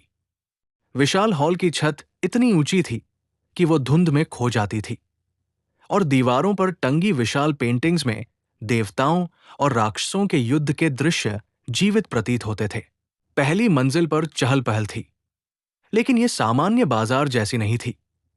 यहां व्यापारी, साधक, योद्धा और यहां तक कि नकाबपोश रहस्यमय लोग भी थे। कुछ जादुई वस्तुओं को परख रहे थे, जिनसे हल्की चमक निकल रही थी। कुछ मेजों पर रखे स्क्रॉल से अजीब मंत्रों की फुसफुसाहट सुनाई दे रही थी, और कहीं दूर से किसी प्राणी की धीमी गर्जना जैसे किसी डिब्बे में कैद हो। उसी समय रेशमी चोगा पहने एक मध्यम आयु का व्यक्ति आरव के पास आया। उसकी चाल में एक ऐसा संतुलन था, मानो वो साधारण मनुष्य न होकर किसी उच्च साधना के स्तर का योद्धा हो। उसकी आंखों में हल्की सुनहरी आभा थी। महोदय, मैं आपकी किस प्रकार सेवा कर सकता हूं? उसने गहरी, मापी हुई आवाज में कहा। ये जगह वास्तव में क्या है? आरव ने चारों ओर देखते हुए पूछा। यह रहस्यमय व्यापार सभागार है, बाली साम्राज्य की केवल एक शाखा। वो व्यक्ति मुस्कुराया, पर वो मुस्कान भी जैसे रहस्यों में लिपटी थी। यहां सोना, रत्न और औषधियां ही नहीं, बल्कि ज्ञान, शक्ति और किस्मत का व्यापार होता है। शाखा? आरव ने मन ही मन सोचा। इतनी भव्य, इतनी शक्तिशाली आभा वाली इमारत, और ये सिर्फ एक शाखा। वो तुरंत बोला, मेरे पास प्रारंभिक मिस्ट क्रिएशन स्तर के दैत्य जीवों के शव हैं जिन्हें बेचना है, और यदि यहां कोई उच्च स्तरीय हथियार युद्ध कला उपलब्ध हो तो उन्हें देखना चाहूंगा। अति उत्तम। व्यक्ति ने सिर हिलाया। कृपया मेरे साथ चलें। वे हॉल के पिछले हिस्से की ओर बढ़े, जहां काले लोहे का एक दरवाजा था, जिस पर जटिल रून चमक रहे थे। दरवाजा खुलते ही एक भव्य सीढ़ी सामने आई, जिसकी रेलिंग पर सोने और क्रिस्टल से बने बेल बूटे फैले थे। जैसे जैसे वे ऊपर चढ़ते, हवा में हल्की गर्मी और एक अदृश्य ऊर्जा की लहर महसूस होती, मानो इमारत के ऊपरी हिस्से में और भी बड़े रहस्य छिपे हों। तीसरी मंजिल पर पहुंचकर वे एक लंबे गलियारे में आए। दीवारों पर लगे मध्यम लालटेनें किसी अलौकिक ज्वाला से जल रही थी, और हर कदम के साथ गलियारे की हवा गहरी और गूंजदार होती जा रही थी। अंततः वे एक दरवाजे के सामने रुके। कमरे में प्रवेश करते ही आरव को लगा जैसे वो किसी राजा के निजी कक्ष में आ गया हो। मखमली गहरे नीले रंग के सोफे, बीच में काले संगमरमर की मेज, और चारों ओर जादुई आभा से युक्त मूर्तियां व दुर्लभ फूलदान। कुछ मूर्तियों की आंखों में हल्की रोशनी चमक रही थी, मानो वे जीवित हों और हर अतिथि को परख रही हों। कृपया विराजमान हो, सहायक बोला। आपकी आवश्यकताओं की पूर्ति करने के लिए कोई शीघ्र ही आएगा। वह दरवाजा धीरे से बंद करके चला गया, और कमरे में एक हल्की पर गहरी निस्तब्धता फैल गई। आरव ने चारों ओर देखा। उसे महसूस हुआ कि यह स्थान केवल व्यापार का नहीं, बल्कि शक्ति और रहस्य का संगम है। उसने एक सोफे पर बैठते हुए आंखें बंद की और साधना में डूब गया। इस इमारत के भीतर उसे केवल सौदा नहीं करना था, बल्कि शायद अपनी तकदीर का एक नया अध्याय खोलना था। आरव गहरी साधना में बैठा था। उसके भीतर शक्तिपुंज का अदृश्य संसार, जहां ची की लहरें धीरे धीरे बह रही थी, मानो किसी शांत नदी में कभी कभार उठने वाली हल्की तरंगे। वो अपने भीतर की ऊर्जा को महसूस कर रहा था, उसे आकार देने और उसके प्रवाह को और सहज बनाने की कोशिश कर रहा था। परंतु वो जानता था, ये एक बॉटलनेक था, एक अदृश्य दीवार, जिसे पार किए बिना उसकी प्रगति असंभव थी। युद्ध ही सबसे तेज रास्ता है, पर कभी कभी गहरा ध्यान भी ताले की चाबी साबित हो सकता है, उसने सोचा। कमरे की निस्तब्धता को हल्की सी चरमराहट ने तोड़ दिया। दरवाजा धीरे धीरे खुला, मानो भीतर प्रवेश करने से पहले स्वयं हवा ने भी अनुमति मांगी हो। एक युवती भीतर आई। उसकी उम्र बमुश्किल 20-22 वर्ष रही होगी, लेकिन उसका व्यक्तित्व उसकी उम्र से कहीं अधिक प्रौढ़ प्रतीत हो रहा था। लंबे रेशमी काले बाल उसकी पीठ पर ऐसे बिखरे थे, जैसे रात का अंधकार चांदनी की धाराओं के बीच उतर आया हो। उसकी बड़ी भूरी आंखें पैनी और सतर्क थी, मानो किसी भी व्यक्ति के मन के भीतर झांक सकती हों। चेहरे के तीखे नाकंश और सधी हुई चाल उसे एक अभिजात्य गरिमा दे रहे थे। आरव की दृष्टि उसकी साधना आभा पर गई और उसकी आंखों में हल्का सा आश्चर्य उभरा। ची कंडेंसेशन? केवल एक सहायक, और ये भी शाखा व्यापार सभागार में? उसने मन ही मन सोचा, अगर शाखा में ये स्तर है तो मुख्य सभागार में किस प्रकार के राक्षस या योद्धा होंगे? युवती बिना किसी औपचारिक झुकाव के लेकिन सधे हुए शिष्टाचार के साथ सामने वाले मखमली सोफे पर बैठी। उसने मेज पर एक सुंदर चाय सेट रखा। चायपत्तियों की सुगंध कमरे में फैलते ही मानो साधारण हवा एक गरम सुकून भरी लहर में बदल गई। वो बड़ी निपुणता से चाय डालती रही। उसकी हर हरकत सटीक, शांत और वर्षों के अभ्यास का प्रमाण थी। उसने एक कप आरव की ओर सरकाया। उसकी आंखें उस पर स्थिर, मानो बिना बोले ही उसे परख रही हों। आखिर रहस्यमयी व्यापार भवन कितना गहरा और शक्तिशाली है? आरव के मन में सवाल गूंजा। सुना है, युवती ने धीमे किंतु स्पष्ट स्वर में कहा, आपके पास कुछ दैत्य जीवों के शव है बेचने के लिए, और साथ ही आप हथियार युद्ध कला की भी तलाश में हैं? हां, आरव ने शांत स्वर में कहा, मेरे पास कई दैत्य जीवों के शव हैं, सभी प्रारंभिक मिस्ट क्रिएशन स्तर के। कृपया स्वयं देख ले। उसने अपनी स्टोरेज रिंग उसकी ओर बढ़ाई। उसमें पहले से ही महल के स्थानिक क्षेत्र से निकाले गए सभी शव सुरक्षित थे। युवती ने रिंग को उंगलियों में थामा, मानो उसका भार तोल रही हो, और फिर आंखें बंद कर आध्यात्मिक चेतना से भीतर झांका। जैसे जैसे वो शवों का निरीक्षण करती गई, उसकी भौं हल्के सी सिकुड़ी और फिर थोड़ी ऊपर उठी। ये प्रतिक्रिया न तो साधारण थी, नहीं पूरी तरह संतुष्टि दर्शाती थी। इन सबका रक्त तत्व गायब है? उसने भौहें टेढ़ी करते हुए पूछा। आरव ने बस सिर हिलाया। उसके चेहरे पर कोई भाव नहीं था। कारण जानने की उसे आवश्यकता नहीं है, उसने सोचा। युवती ने कुछ क्षण तक आरव की आंखों में देखा, मानो उसकी चुप्पी के पीछे छुपे रहस्यों को पढ़ने की कोशिश कर रही हो। फिर उसने ध्यान वापस रिंग की ओर मोड़ लिया। कुछ सेकंड बाद उसने एक संतुलित, व्यापारिक स्वर में कहा, रक्त तत्व की कमी से इनकी कीमत घट जाती है। कई औषधिकार इन्हीं का उपयोग दुर्लभ गोलियां बनाने में करते हैं। उसने कप से एक घूंट चाय लिया, फिर सीधे आरव की आंखों में देखते हुए कहा, मैं आपको इन सभी शवों के लिए 10 स्वर्ण सिक्के दे सकती हूं। आरव कुछ क्षण के लिए चुप रहा। उसकी आंखों में हल्की सी थकान और गहराई में छिपा हुआ संकल्प झलक रहा था। उसने मन ही मन स्थिति का आकलन किया और अंततः सिर हिलाकर प्रस्ताव स्वीकार कर लिया। रक्त तत्व के लुप्त हो जाने से शवों का मूल्य लगभग आधा हो चुका था, लेकिन इस पर वो कोई नियंत्रण नहीं रखता था। आखिरकार एक शिकारी का कर्तव्य था शिकार को सुरक्षित लाना, पर किस्मत हर बार मेहरबान नहीं होती। युवती ने बिना समय गंवाए अपने पतले और निपुण हाथों से शवों को एक एक कर अपने स्टोरेज रिंग में समेट लिया। वो रिंग हल्की सी नीली रोशनी से चमकी और अगले ही क्षण सभी शव मानो हवा में घुलकर अदृश्य हो गए।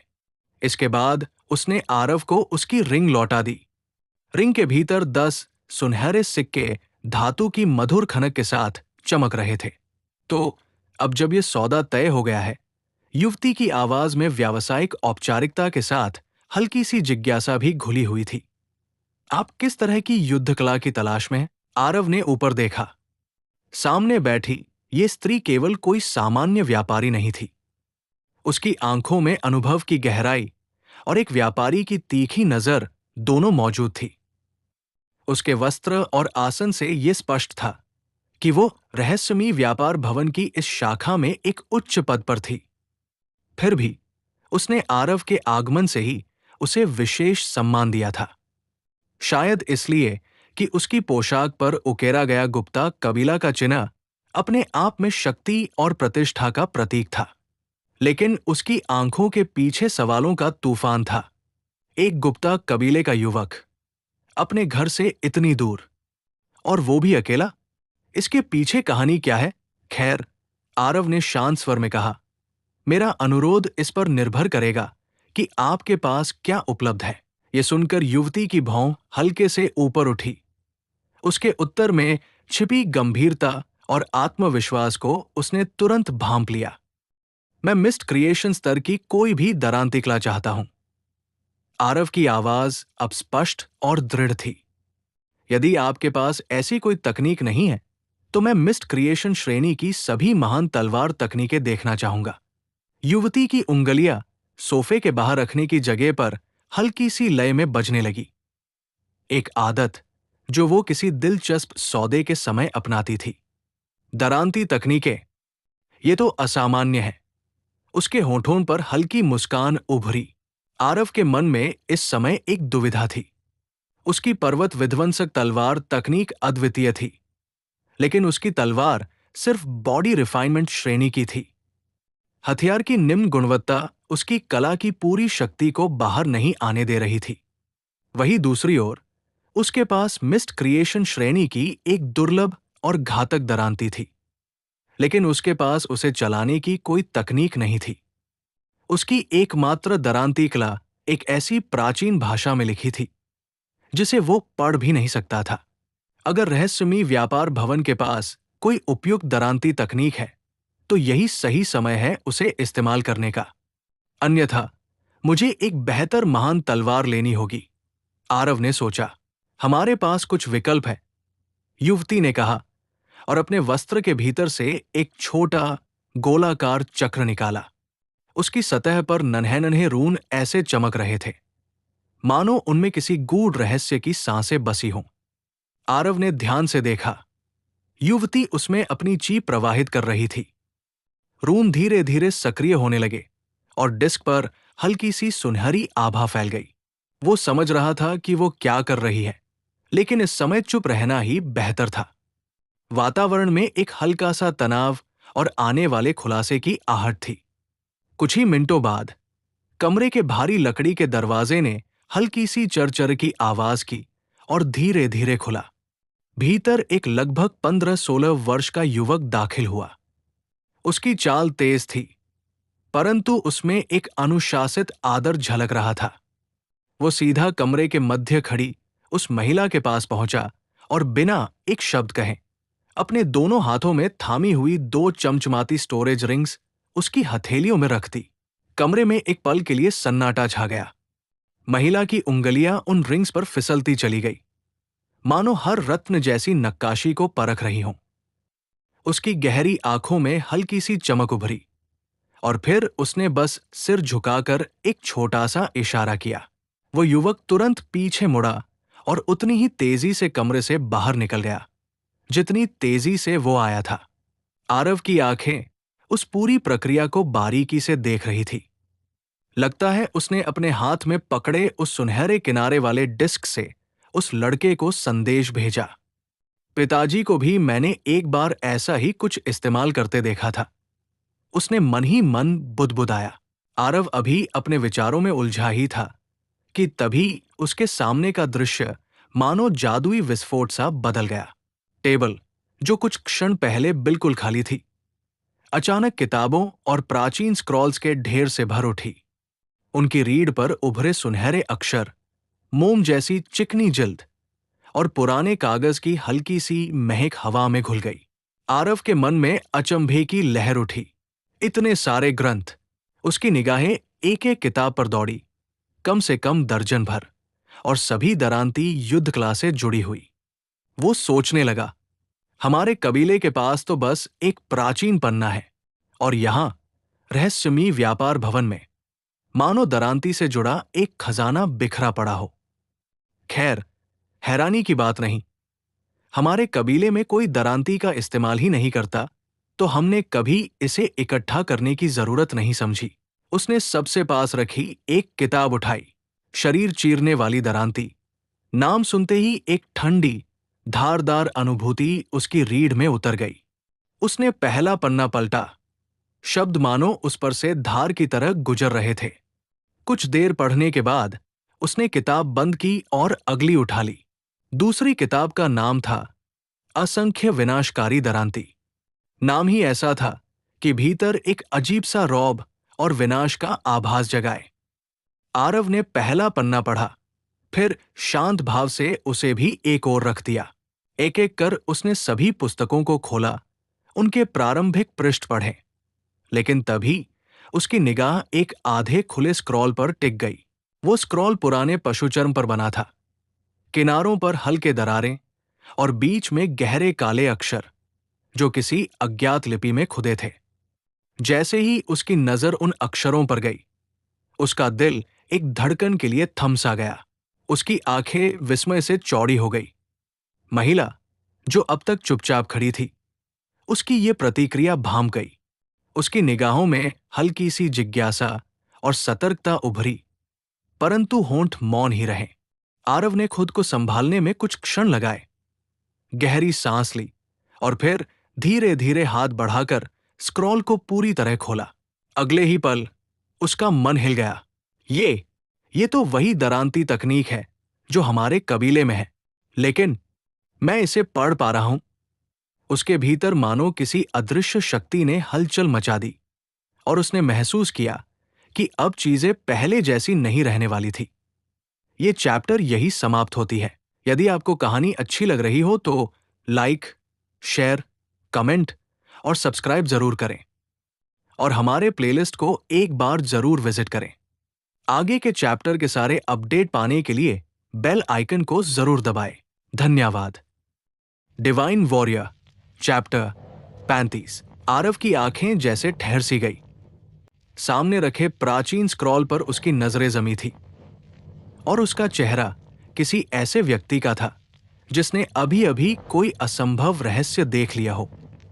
उसकी सांसें थोड़ी तेज हो गई, पर उसने तुरंत महसूस किया कि उसका ये भाव जरूरत से ज्यादा है और ये महिला जो उसे ध्यान से देख रही थी कुछ समझ भी रही है। अपने इस उफनते हुए आश्चर्य को दबाने के लिए उसने सहज बनने की कोशिश की और लगभग फुसफुसाते हुए पूछा, ये आखिर है क्या? क्या आपको पता है कि इस तकनीक में क्या लिखा है? महिला ने बिना पलक झपकाए उसे देखा। उसके मन में कई सवाल दौड़ रहे थे। आरव की प्रतिक्रिया साधारण नहीं थी। ये मानो इस बात का संकेत था कि वो स्क्रॉल के रहस्यों को समझ सकता है, लेकिन ये तो असंभव था। जिस भाषा में ये लिखा था वो चूरण युग नामक विनाशकारी घटना से भी पहले की थी। एक ऐसा समय जिसकी कहानियां अब सिर्फ धुंधली दंतकथाओं में मिलती थी। इस भाषा को पढ़ने वाला इस युग में कोई भी जीवित नहीं था। कम से कम उसकी जानकारी में उसने ठान लिया कि वो इस युवक की परीक्षा लेगी।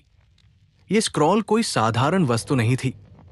ये शक्ति और इतिहास दोनों का संगम था। दुर्भाग्यवश उसने हल्के से सिर हिलाते हुए कहा, मैं इसे नहीं पढ़ सकती। लेकिन मुझे बताओ, जब तुमने इस स्क्रॉल को देखा तो इतने चौंक क्यों गए? किसी अनजान भाषा का स्क्रॉल देखना कोई असामान्य बात तो नहीं है ना? आरव के भीतर जैसे अलार्म बज उठा। उसे साफ समझ आ गया कि महिला ने उसकी प्रतिक्रिया पर ध्यान दे लिया है। उसने तुरंत अपने दिमाग में एक विश्वसनीय कारण गढ़ने की कोशिश शुरू कर दी और फिर उसे एक विचार आया। मैं इसलिए चौंक गया, उसने थोड़ा ठहर कर कहा, क्योंकि मेरे कबीले के मार्शल पुस्तकालय में भी बिल्कुल यही स्क्रॉल मौजूद है। वहां के पुस्तकालयाध्यक्ष बुजुर्ग ने मुझे बताया था कि यह किसी ऐसी भाषा में लिखा है जिसे कोई नहीं समझ सकता। उन्होंने और कुछ नहीं बताया।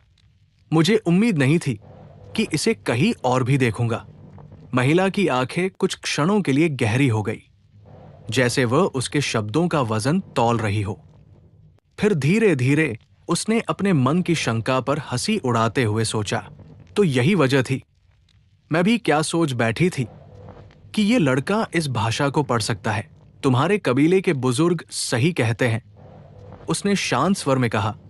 यह स्क्रॉल एक प्राचीन भाषा में लिखा गया है जो हजारों वर्षों पहले इस दुनिया से पूरी तरह लुप्त हो गई। समय के तूफानों और युद्धों के बीच बहुत कम चीजें बच पाई और ये स्क्रॉल उन दुर्लभ अवशेषों में से एक है। वो मेज के पास झुकी और अपनी उंगलियों से स्क्रॉल के किनारे को हल्के से छुआ, जैसे वो कोई पवित्र वस्तु हो। तुम्हारे कबीले में जो है और यहां जो है, दोनों ही असली का केवल एक छाया है, प्रतिलिपियां। मगर उसने ठहर कर गहरी नजरों से आरव को देखा। प्रतिलिपि भी कभी कभी मूल जितनी खतरनाक होती है, अगर उसे कोई समझने वाला मिल जाए।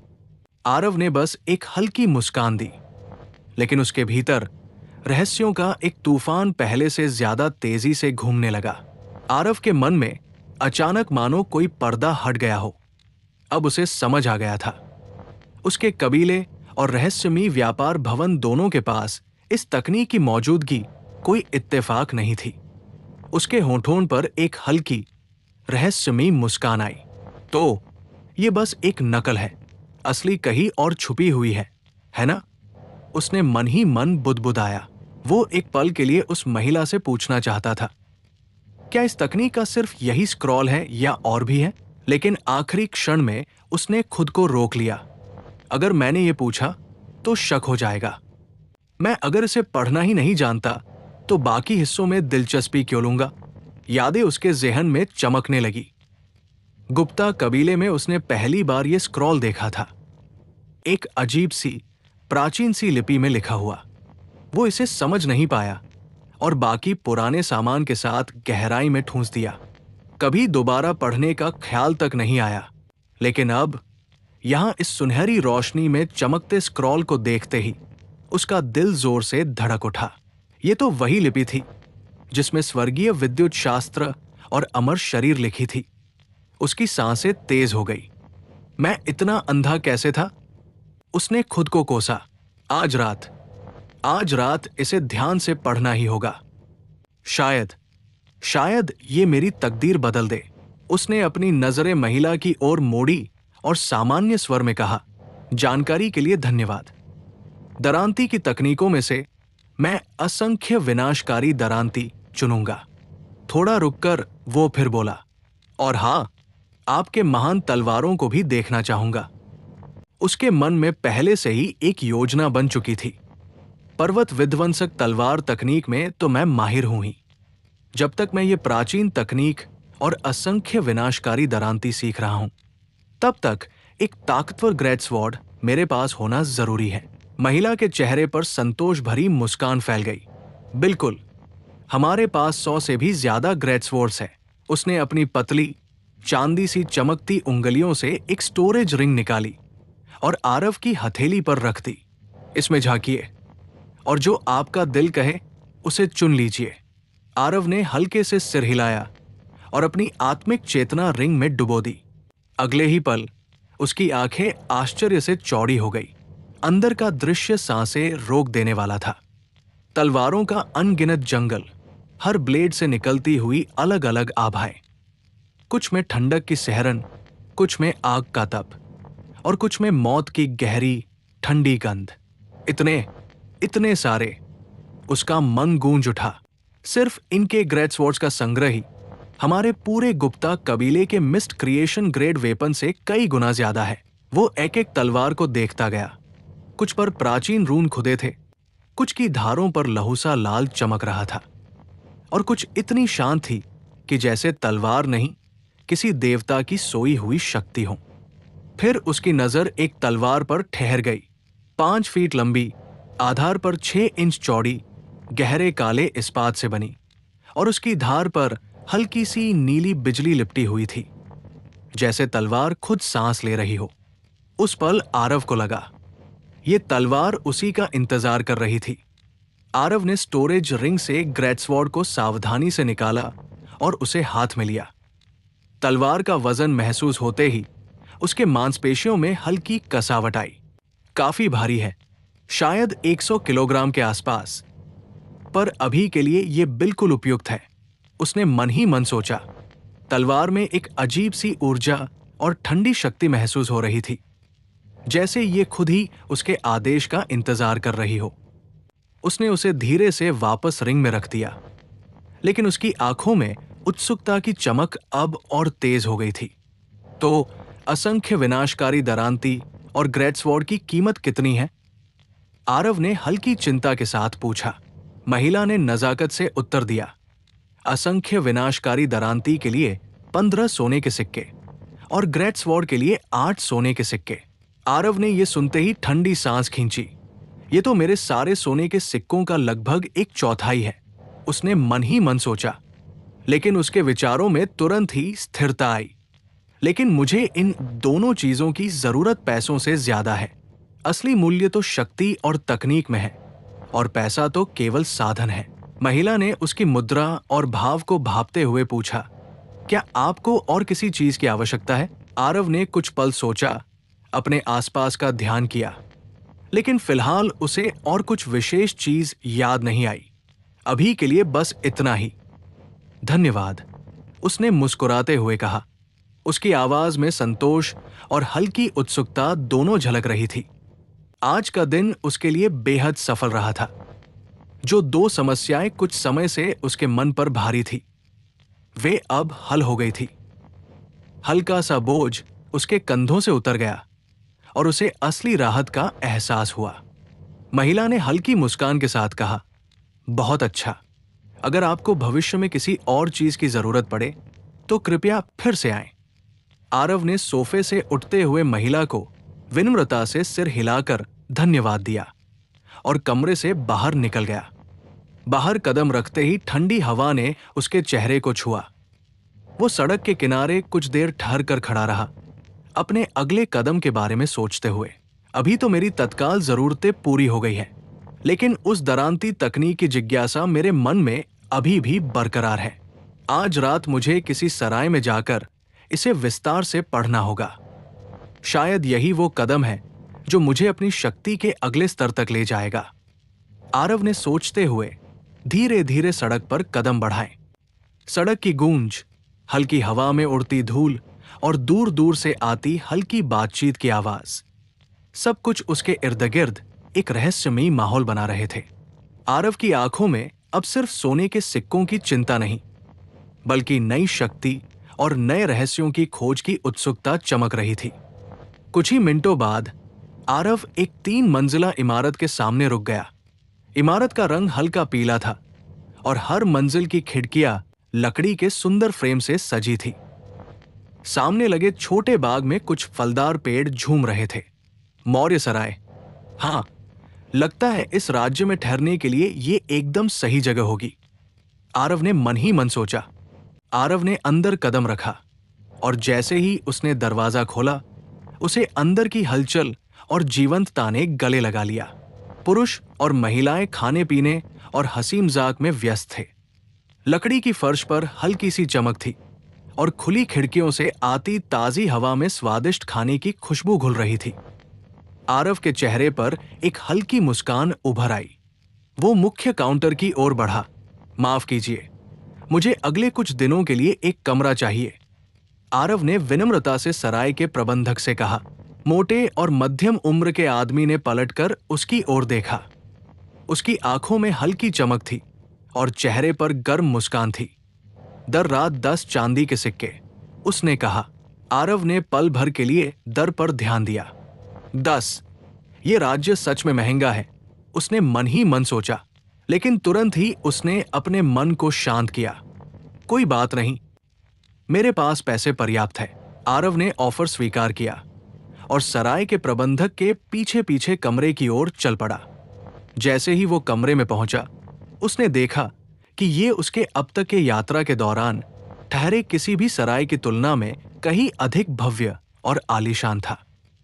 बड़े आकार का बिस्तर, साफ सुथरी फर्श, लकड़ी और सोने के हल्के स्पर्श से बनी सजावट, सब कुछ इसे एक आरामदायक और समृद्ध ठिकाने की तरह बना रहा था। व्यवस्था करने और खुद को साफ करने के बाद आरव फर्श पर बैठ गया। उसने अपनी आंखें बंद की और अपने मन को शांत करने की कोशिश की। थोड़ी ही देर में उसके हाथ में एक छोटी स्क्रोल प्रकट हुई। ये जानवर की चमड़े से बनी थी, हल्की और प्राचीन दिख रही थी। पहले मैं इसे पढ़ नहीं सकता था, लेकिन अब पढ़ सकता हूं। चलो देखें, इसमें कौन से रहस्य छुपे हैं, आरव ने धीरे से कहा। उसने स्क्रोल को खोला और तकनीक पढ़ना शुरू किया। स्क्रोल पर उकेरे हुए अक्षर हल्के नीले चमक के साथ उसके सामने चमक उठे। आरव की आंखें चौड़ी हो गई और उसके भीतर एक अजीब उत्सुकता और शक्ति का एहसास दौड़ गया। दिव्य संहारक दरांती। उस नाम को पढ़ते ही आरव के हाथ में हल्की कंपन महसूस हुई, जैसे ये स्क्रॉल सिर्फ शब्द नहीं बल्कि किसी प्राचीन योद्धा की शक्ति का वाहक हो। उसके मन में एक आवाज गूंज उठी, इस तकनीक के रहस्यों में मेरी शक्ति का अगला स्तर छुपा है और आज रात मैं इसे खोजूंगा। ये चैप्टर यही समाप्त होती है। यदि आपको कहानी अच्छी लग रही हो तो लाइक, शेयर, कमेंट और सब्सक्राइब जरूर करें और हमारे प्लेलिस्ट को एक बार जरूर विजिट करें। आगे के चैप्टर के सारे अपडेट पाने के लिए बेल आइकन को जरूर दबाएं। धन्यवाद।